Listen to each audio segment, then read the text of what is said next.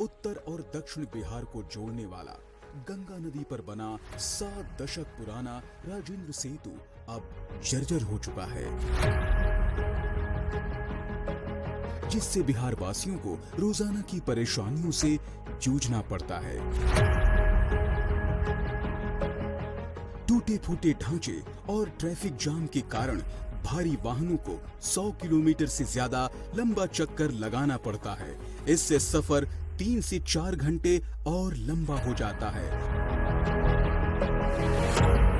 लेकिन अब और नहीं, ईज ऑफ लिविंग के संकल्प के साथ प्रधानमंत्री नरेंद्र मोदी दे रहे हैं बिहार की जनता को इस समस्या का स्थायी समाधान। गंगा की गोद में इतिहास का नया अध्याय लिखने जा रहे हैं प्रधानमंत्री नरेंद्र मोदी। बिहार की कनेक्टिविटी को नई पहचान दिलाने वाला ओंटा सिमरिया महासेतु राज्य के विकास को नई रफ्तार देने के लिए तैयार है।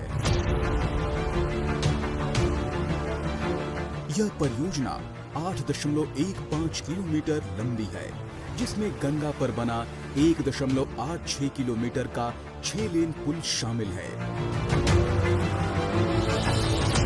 इस पर कुल 1870 करोड़ रुपए से अधिक की लागत आई है। अब इस नए 6 लेन पुल से उत्तर बिहार और दक्षिण बिहार के बीच बनेगा सीधा, तेज और सुगम संपर्क।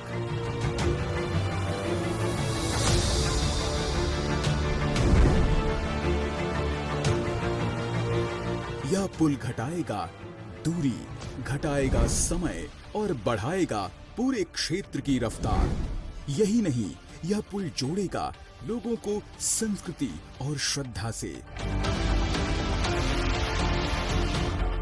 जहां पहले जाम और लंबा सफर था, अब होगा विकास, व्यापार और रोजगार का विस्तार। यह पुल बिहार के विकास और पीएम मोदी के विजन का सेतु है। वैसे यह सिर्फ एक पुल नहीं, यह है मोदी सरकार की प्रतिबद्धता। विकास बिना रुके, कनेक्टिविटी बिना टूटे।